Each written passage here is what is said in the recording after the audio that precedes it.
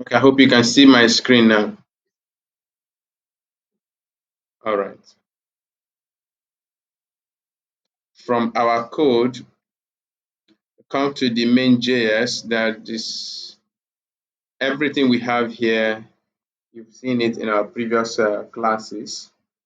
The only changes I made after our classes today is to move our uh, the recording is on. I have to bring this app.useExpress.json up. As at yesterday, it was below at this level, and it was causing our JSON data. Yes, not to recognize JSON. So when we posted data to the user creation route, it wasn't able to get the data we are posting from the postman. So we couldn't, that's why the ones we created yesterday, we were only seeing the default, the underscore ID and the created that has default values being created in the database. But now I have been able to bring it to the top so that it should be added to the app before any route is being defined. So I'm going to run our application, npm run dev in development mode. Once it's started, we'll be able to create users using either Postman or Insomnia or anyone that you're, oh, okay, I need to go to the backend folder. So I can come now and run dev. This is taking time to load for the Insomnia. Let's see, your Postman is on. So we can come to create user. This is the create user route. So I can, let's create a different user now. Let's create Stanley at goodymart.com. And then the name of the user is Stanley Joel. Then have a different phone number. Okay, we can also say this date of birth instead of 2023, we can come down to 2000. And instead of this password, we can just say 12345 6 capital J and comma or anything like that. So this is a different user we are going to create once our code is running. Our code is running. So now this is a post request. We are posting this to /user. We are using the user as. So if I click send, the request is sending. Now you see that a user have been created. If you check the data we sent to our app, it has email, name, phone number, date of birth, and password. But then if you check the one that is returned to us, we have a new field added, which is created at. This field is defined in our user model, which we created in mongodb using the mongoose schema definition. But then we had added the default value to be date.now, which means the time as at when the data is going to be created. The date is going to be gotten from your system, the system where the database is installed, and that is the database server. For this, at this moment, I'm using the database in my laptop. So it's going to pick my laptop, my time, and append it to the field called created out. And then we have another field called underscore ID. This is the ID of every document in MongoDB. Every document you create in MongoDB have an underscore ID, which uniquely identifies this document. There is no two documents that have the same underscore ID. It will not work. And then we have also the underscore V, which is used for the version revision of this document. So in this case, this document is in the revision 0, the version 0.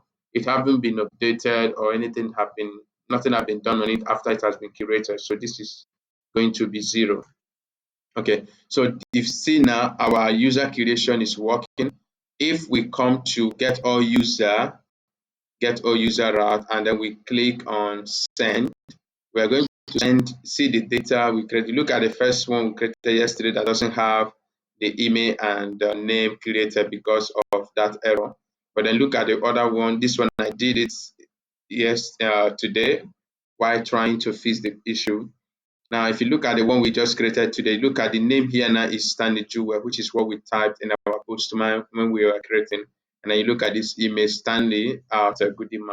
So now our database interaction is working very well with our application. Now, instead of saving user data in a file or in a variable in our application, we are not saving it directly to a database, and we are able to query this database at will. So now we are getting all the users in the database. If we just want to get this particular user, we have already implemented a route where we can get the user by ID. So we can come to get user by ID and replace this ID with this. Now we remove the underscore ID. We don't need all this one. And then we remove the code at the end here. So if we send this request, we're going to get the result of the particular data or the particular user that have that as its underscore ID. And in our case, is the Stanley Jewel that has that particular data and is returned to us. So this is it about our user route. Now we are going to implement something in our user route also. In the case of get all user, I want to implement a search criteria, such that we'll be able to filter users based on certain conditions.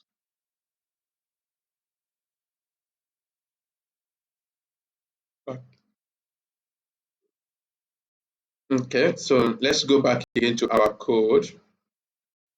Now, the difference between the SOMIA is now open. When you look at the way this is arranged, it's a bit different from that of the Postman.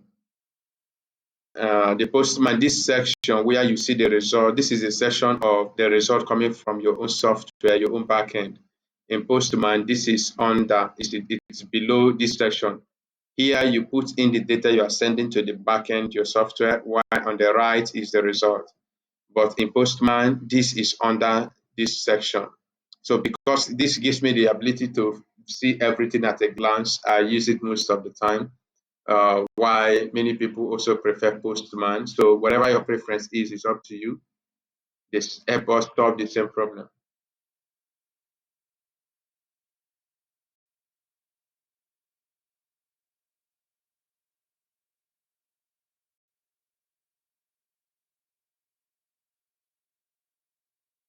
Yeah, I can hear you. In this one, you can also have, yeah, you can have that if you come.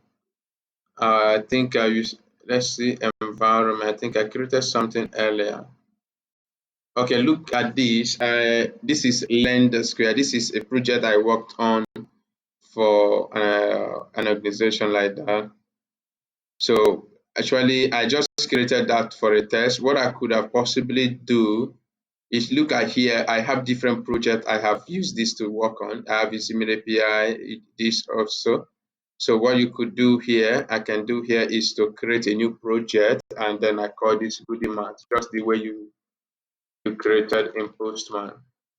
So I can say this is Goodie, and I hit enter. So when I hit Goodie, I can then create a new collection, and let's say this is my user collection. So I hit enter and I have my user collection. I can then create a request relating to a user. So this is localhost. Um, our port is 3000, I suppose, 3000, and then user. So if I hit enter, yeah, you see I'm still getting all my users now. This is the difference between the other. This would have been under this section, but then is the right here. You don't need to scroll this section in order to see your result. So here you can equally rename it, and then this is get all users. Then I can create a new request with this plot. It's a new HTTP request, and in this case, I just need to come here, pick this, come to this new one and post, then change this to a post so that I will use it to do the post request. I can rename it to create user. I hit enter. So that is it about it. If I come now, see this is goodie man, that is the project I'm working on, and this is user collection. Inside user collection, I've created two routes. I can come back again to this, and I want to create a new collection. So what I would do here, I click create, and in this case, I'm going to say request collection. That's what I want to create. So in this case, I'm going to create product and hit enter. So in under goodie mart, if I click goodie mart now, you will see two collection here. You see goodie product and you will see user. So if you want to work on product collection, you can click here. If you want to rename it or to duplicate this, or you can just click on it and then you can add requests by clicking a new HTTP request. So it works similar, and it does the same thing with that of Postman. So if you come back to our code, you see that in our console, we are able to see the result of our query or the data we have in the database of the user collection. So I'm going to user service. I want to comment all those. To comment this. Yeah, also want to comment this. Okay, now what I want to do in get all user is to get query here. This is how we want to implement our search, and I put query here. This query is an object. It's going to be an object. We give value pair. So in our user controller, in order to get our query, what we'll do is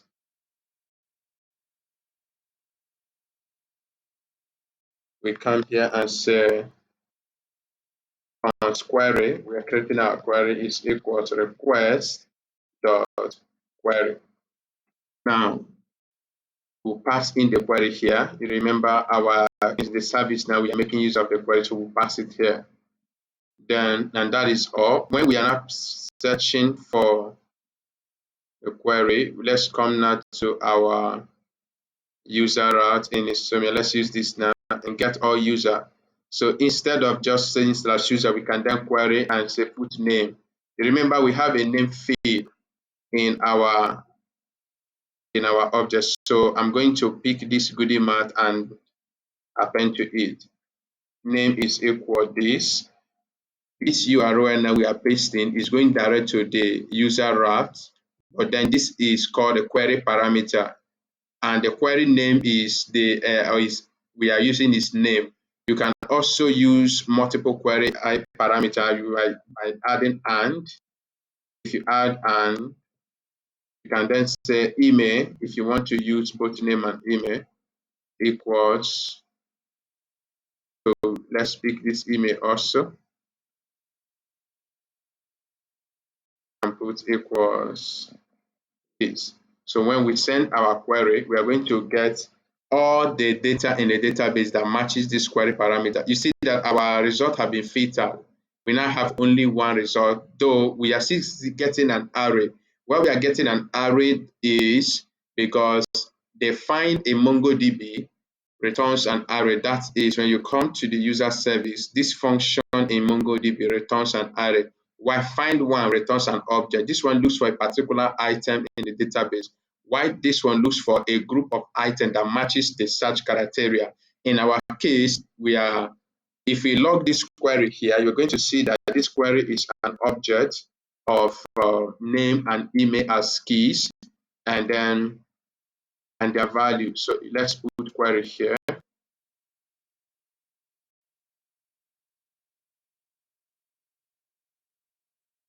So let me just identify this uniquely and say query. Okay. So if I come now to Insomnia and send a request, then we come to our console here. Program is running, compile. Still trying to run. So let's try it again because now our program has been fully restarted. You get our result, but then let's look at how the query is. So look at our query. You see that this is an object of name with the value. When we look at the browse, the link, we are saying name is equals, this is the name, and then email is equals test at goodymart.com. So the query parameter we get is going to be picked as an object like this, where we have name or key value pair. This is the key, this is the value, this is the key, this is the value. Now, this is going to be sent to MongoDB based on our code here in the service. It's going to be added to MongoDB. Now, MongoDB is going to have that object where we have name to be goodymart and email to be test at goodymart.com. And MongoDB is going to use that object to filter the data in MongoDB and bring in or return to us a group of objects or data in the database that matches that criteria. Even if it's only one, it's going to return an array of one single object. Okay, I hope that is clear. All right, we have been able to now implement search in our data. We implement pagination as we proceed. When we have a lot of data, especially in the product session, we're going to implement pagination. But at this moment, we have to leave it at this just the way it is now. So I'm going to comment the query. Okay, deleted it.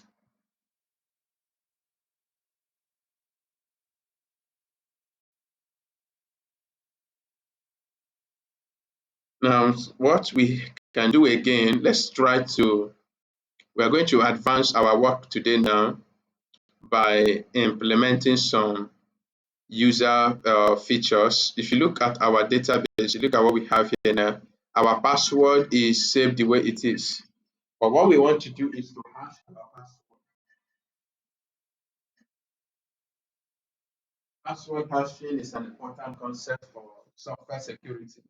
You don't just say people's password the way they type it in plain text, but rather the password can be hashed and turned into kind of unreasonable group of text instead of what the person enters. So, for example, I enter this text as a password. The hashing it can possibly make this to be longer, and the combination of the text you see is no longer going to resemble what the person entered. That makes the database, the user account more secure. That even if you have access to the person's data, you won't be able to access his account. So, for example, if a hacker succeeds to get access to our database, he won't still be able to log into the system with the person's username and password because the password is not really the password that the person entered. So until you enter the password the person entered, you won't be able to get that same combination of encryptions. So that is why hashing is very important. And the library we are going to use is called Bcrypt.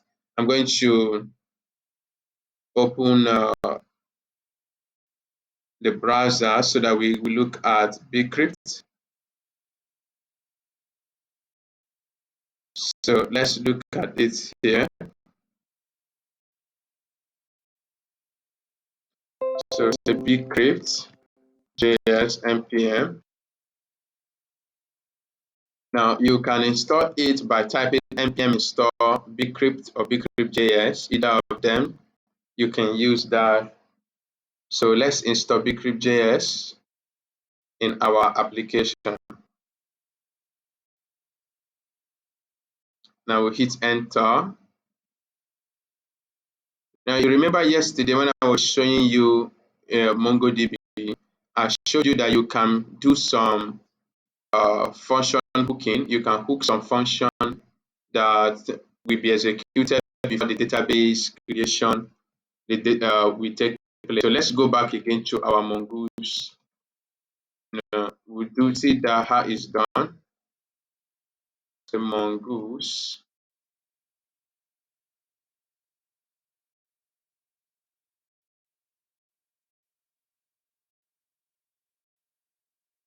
I'm going to the mongoose website, Node.js. Now I will take you to the section where we can do this. I need to do a search.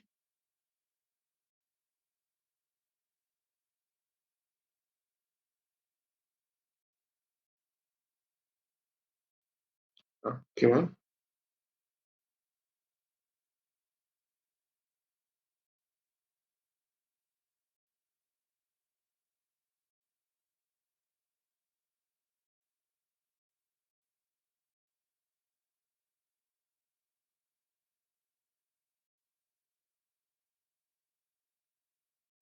Okay, yesterday we saw something like this. This is exactly what I want to bring to your notice. So we can pick this, and it is okay. Our Bcrypt have been installed successfully. So let's go back to our user model. We're going to do this in the user model. Now, where we have our user schema here. So we have user schema here. Now, pre-save, that is before the user data is saved. We have to do something here. So what we are going to do first is to import Bcrypt. So we say const Bcrypt is equal to require.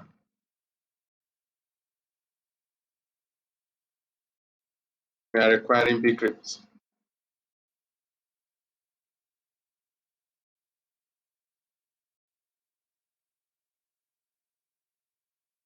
Okay. Now we have Bcrypt here is required in our project. Now we can create the hash password. Let's say const hash is equals Bcrypt dot hash. What are we hashing? We are hashing the password that the person sent. So what we do to set the password, we say this dot password. Now, this hash function is a function in Bcrypt. It requires two parameters. Okay, and the first parameter is the password you want to hash. The second parameter is the sort, random kind of string that you can use, to in the hashing process. We can put a value like 10 here, or alternatively, we can also use bcrypt dot gen sort here, a function that will generate sort for us. Okay, so whichever one you use here is just for you to have a sort that you can use in the hashing process. So let's delete this now. Now what we can do here at this point is to say this the password is now equals hash because our password has been hashed. Now we assign the password, the hash value now to the password. With this we have done, if we go back now to create a new user, our password is no longer going to just be a normal password. So I'm going to copy all this and come to create user route. Here, I'm also going to say JSON. I want to send a JSON object, but then this is not necessary. MongoDB creates this automatically. This is not necessary. MongoDB will create this automatically, but then the password, I can then say, and let's say CH, we want to create for Chinedu 1, 2, 3, 4, 5, 6. Add one, add comma. Okay, I think this is enough. And then our image should be Chinedu at, let's still use GoodieMath. Let's assume that these are the staffs of GoodieMath, and the name is Chinedu Woko. Okay. Now we can just give a random phone number. The DOB, we can, instead of 16 here, we can say he's born 11. All right. And then the created that, MongoDB also creates this automatically for us so we can remove it. Now I'm going to send this request to the database, to our system. What we are seeing is an error.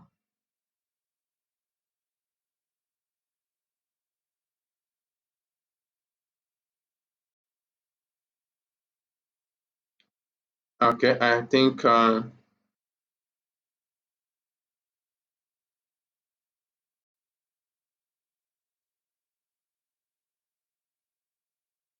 Yeah, I think we need to wait for this. This is an asynchronous function. So let's try it again. Is this also asynchronous? We need to find out. So we can also await this. Okay. Now our function here needs also to be async. Okay, it has been added for us here now. So let's just it has no effect.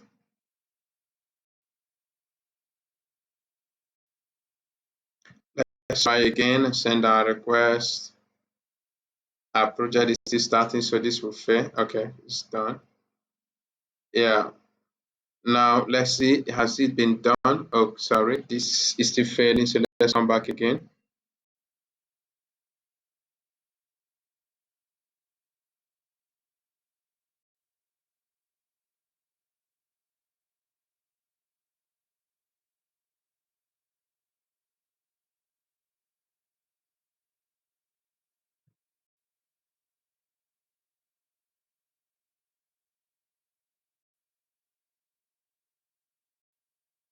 Let me be sure I'm having something here.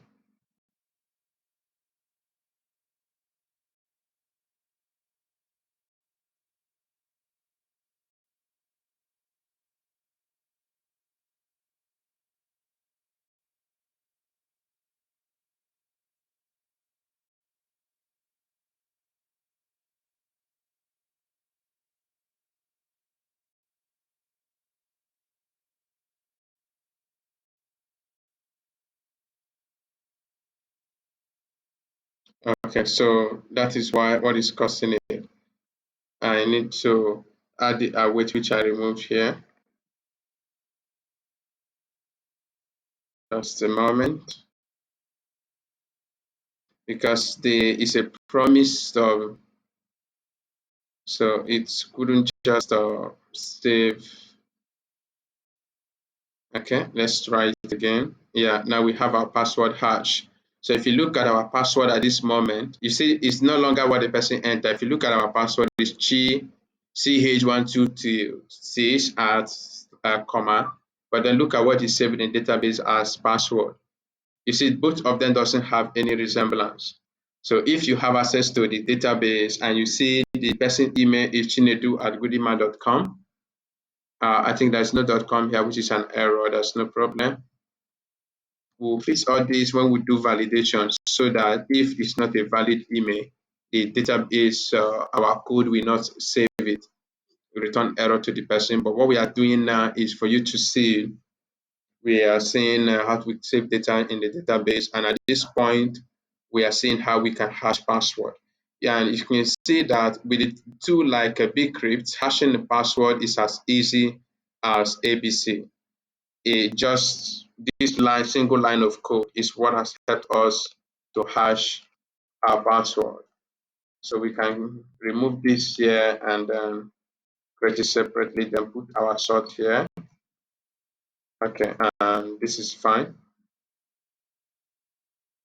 I think there is also another hash function called hash sync in Bcrypt, which is another function that is also synchronously. The other one is asynchronous, while this one is synchronous. So let's use that.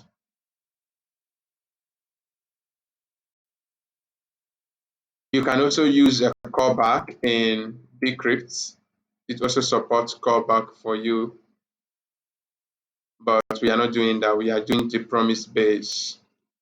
Now, what we need to do after this point is, I think we are done with things about this user now. In order to still move on in line with what we are doing, we can come back to our model and create our product model. Do you have any question at this point? All right. And remember what we did when we were creating the user model? We first imported mongoose, created the schema, and added the properties of our schema, the user schema, then exported the user model. So we want to create a product schema and model here now. So we can say const mongoose equals require mongoose.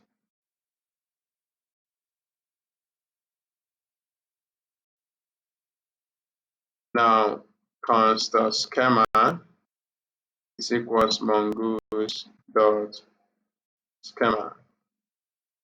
Okay. Alternatively, I think you can import schema directly.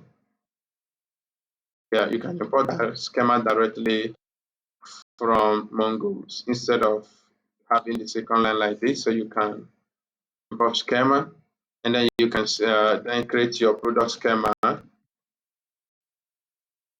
This equals, I think, a new schema, then our object, where we now have the name of the product. So let's call it product name. And then our type is string. And then let's say the mean is at least that should be 2-letter words. And the max, we can say the max should be 100. We shouldn't have a product that has, if the name is more than 100 characters. Yeah, this is just an option. Now we can have price, and then our price is have type, and we have number.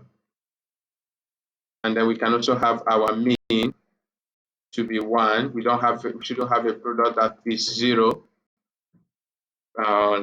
We can say we don't have a mass. You can sell your product for whatever amount. So with this in our store, there shouldn't be any product that is given out for free. People should at least pay £1 or $1 depending.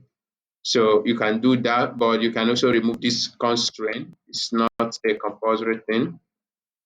And we can say if nothing is defined, we can say our default value should be 0.0.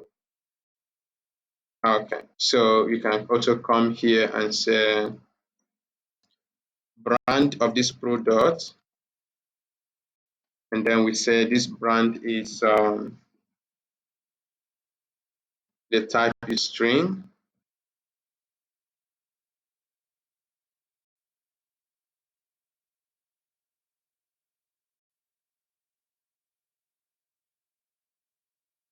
Yeah, we can also have quantity. Then we just put a number, and then let's just leave it. Okay, yeah, we have product color, and then we say this is string,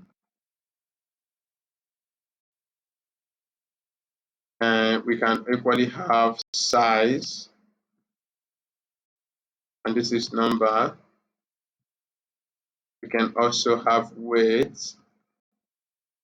This is also number. And then we can also have measure unit or unit of measure. Let's say unit of measure. So remove this order. The unit of measure, and this is string.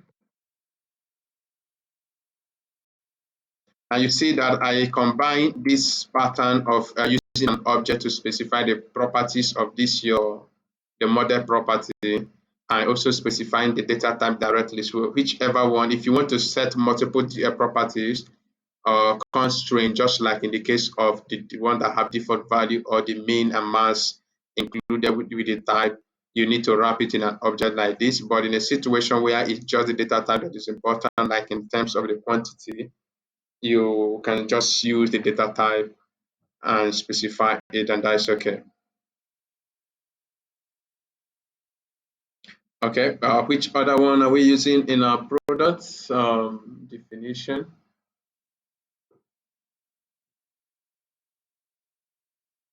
Mm, okay.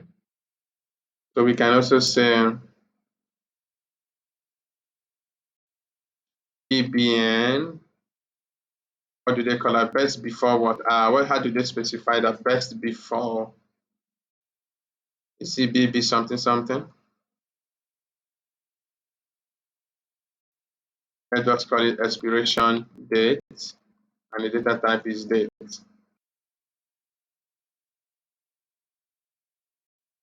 And we can also say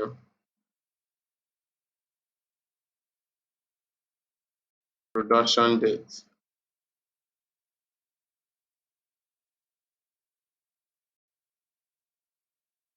and it's also date.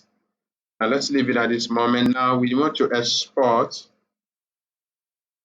our model, so we can say module export equals, we now have product, and then we say here we can equally, I think we also have model.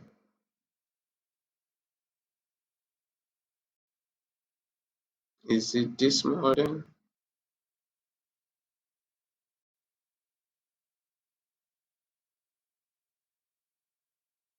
I think it's the small model, which is a function. So we can now have the model, and we specify the name of the product, which is in this case product, the name of the collection, say products, and then we specify the product schema.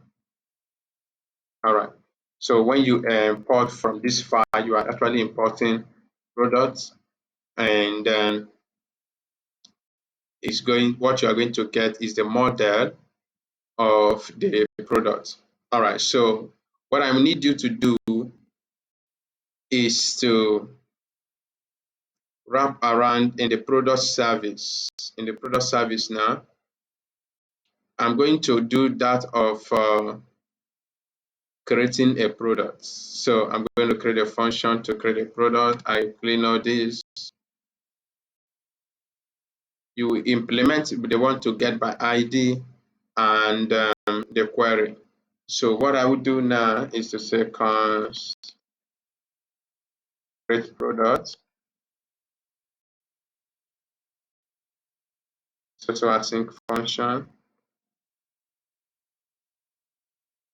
Then we have our data, which we are going to use for the creation. Now what we can do is to return await product.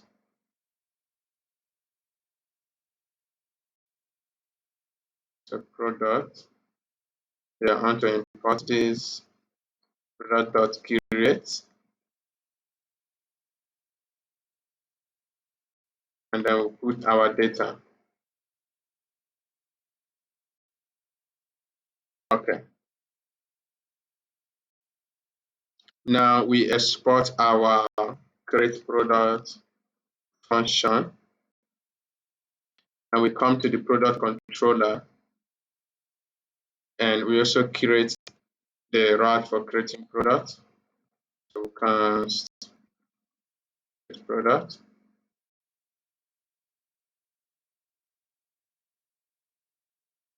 It's a function with request and response as parameter, and we say const products. This const data coming from the front end is request.body. Now we can say return rest.json product. Okay, so our product now is const product is equals await. Now the product service dot create product. We are calling the product service now the create function, and we pass this data. And that's it. This function should be asynchronous also. Now in the product service, have we exported the function create product? Yeah, we have done that. So in the products controller, if we click this, we should be able to find our create product function.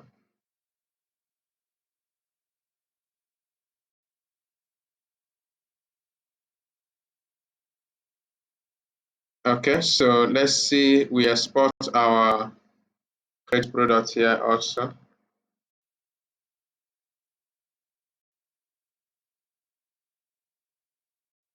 Now we come to the product route. Then we have to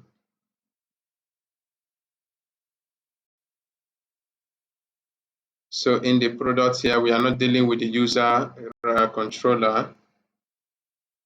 What we are dealing with is product. So we change this to product controller.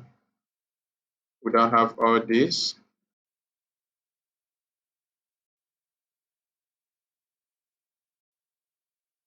What am I doing?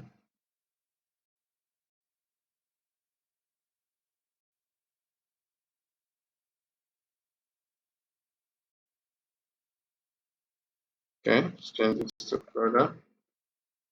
Now I have get all product here, get product by ID, and then create product.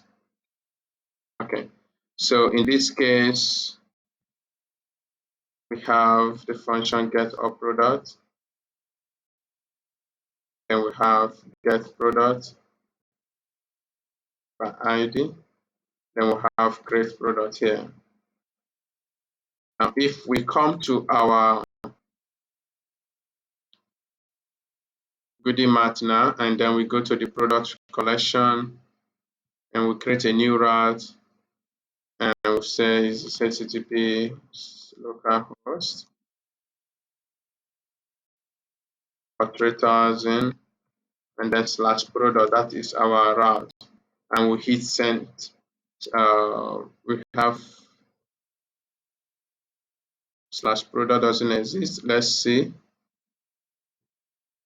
We have this doesn't exist. So product have not been linked, I guess. So let's look at our app route. Yeah, I have commented. So product route is not linked, so I just have to uncomment it. And now I switch this again to get.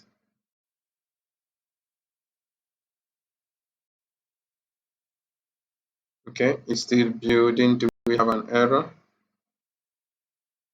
Okay, let's look at product route is not defined. So let's have it const. Product route is equal to require something from product route. All right, and the problem is solved now. So let's look at the compilation. The running of our code should be successful now.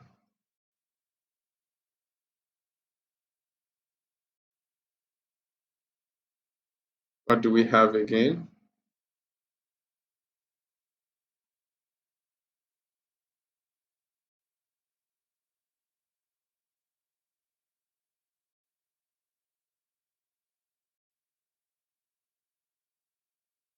Okay.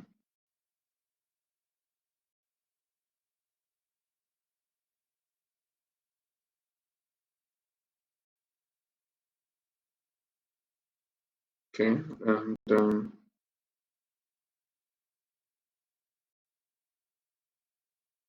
let's look at this slash the service.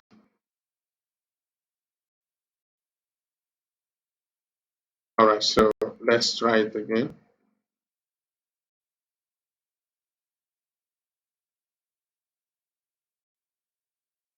Okay, our product is correctly linked, so we can send a request to product route. Now we have 200 status, HTTP status 200, that is successful, but we don't have a product now. So we are changing this to a post request so that we'll be able to create a product. I'm renaming this to create product.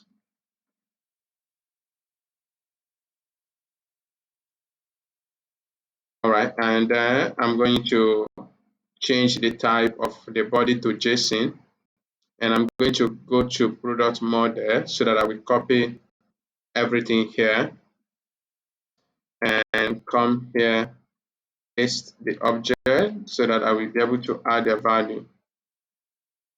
So for product name, I'm going to create a product with a name. Let's say we have an iPhone 12. Then for the price, we have it to be $1,200. For the brand is Apple. Quantity we have is 12. Color is silver. Size is let's say 12, 7 inches. Is it up to that? 5 inches? I don't know. 15. Weight is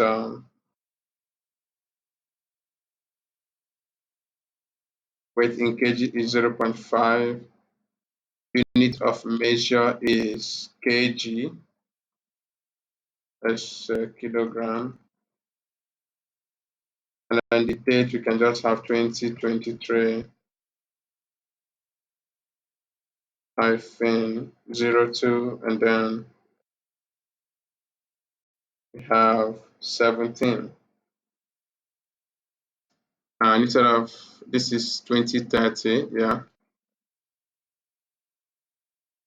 So we just copy this date and put production date instead of 2030. We say this is 2023.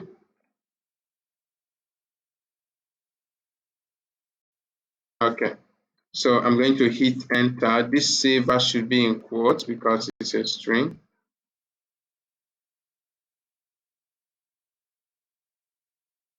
Yeah. And then this quantity is 12. All right. So what do we have?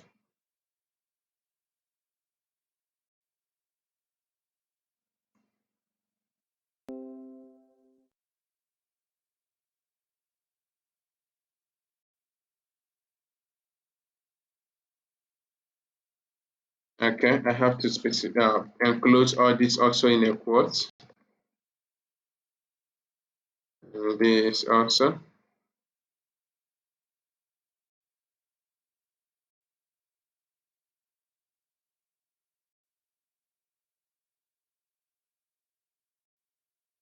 Also have this in a quote.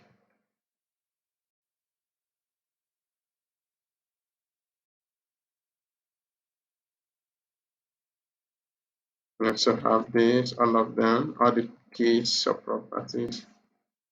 Yeah, I also have to put size in a quote. Unit of measure. Then the expiration date. What we are trying to do at this point is trying to create a valid JSON object that will be recognized by our program.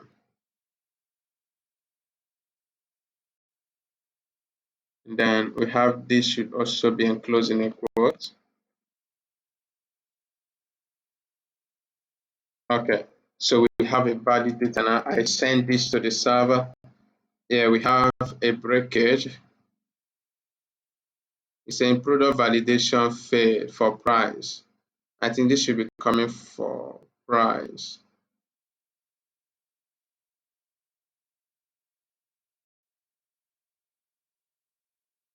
Let's say size is number.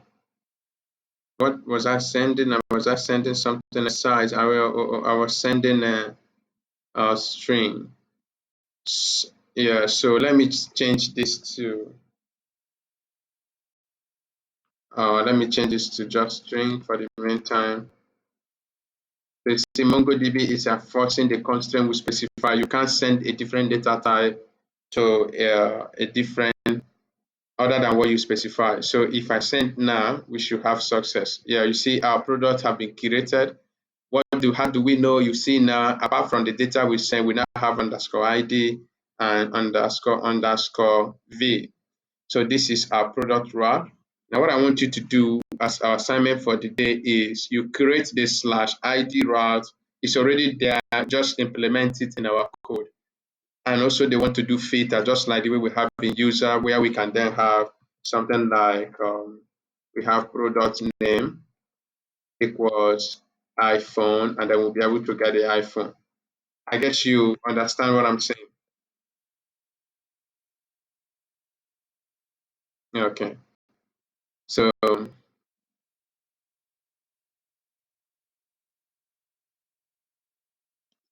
if you look at what we did in user service, we have a place where we return all the user in the database, and we are implementing, we added query. Now, if you check the user controller, you will see where the query is coming from the request.query. So what I want you to do is to implement something like this in the product, and also getting by ID like this in the product. If you check our product service, what we have here is empty. Here is also empty. So you should implement both of them, and we know that we are done with this section. Then we'll move on to the next section in our application. So you see what we are doing currently, we are developing the backend of our mini e-commerce application. And we don't need to build the front end for us to test. That is why we are using tools like Postman or Insomnia to do our testing. We are able to query our Node.js application using those tools. And those tools are HTTP client applications, which we can use to test our API the way the front end could have possibly been using it. So you implement these two functions, and I will be glad we proceed from there. I don't know if you have any question.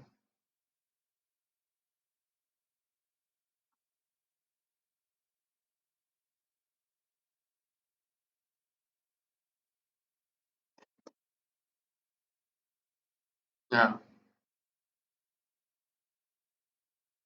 Yeah, you don't need to create. That is why we now have a database. You don't need to create them in the code. What you just need to do is to implement your function like this. We're not linking our app to a database. We'll link it in our main.js where we connect our application to mongodb, which is at this point. After this connection, we are now able to use mongodb to create models, like we have the product model, we have the user model. This model is actually what we are using now to create the data in mongodb database. I guess you understand me. So when you now call this model in your service, if you look at our user service, we are calling the user model.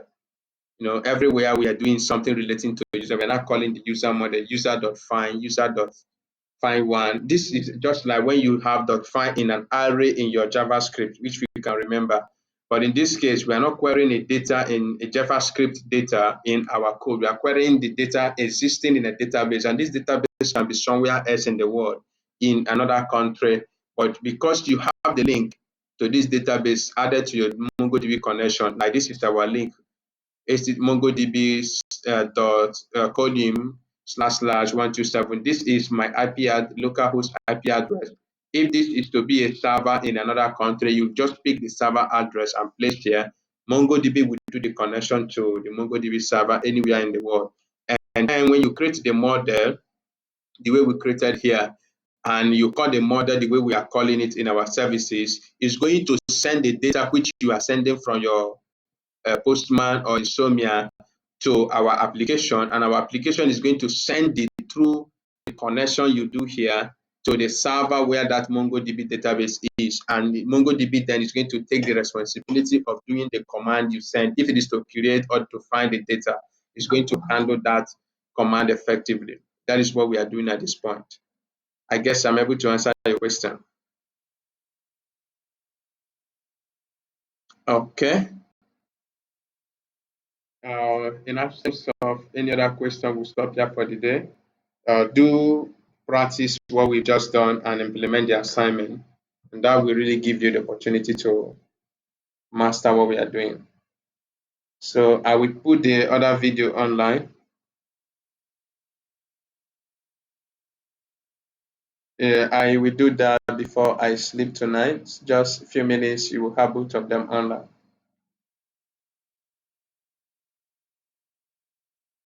All right. So thank you. Enjoy the rest of the night. Till we meet again on Monday. All right. Thank you. Bye.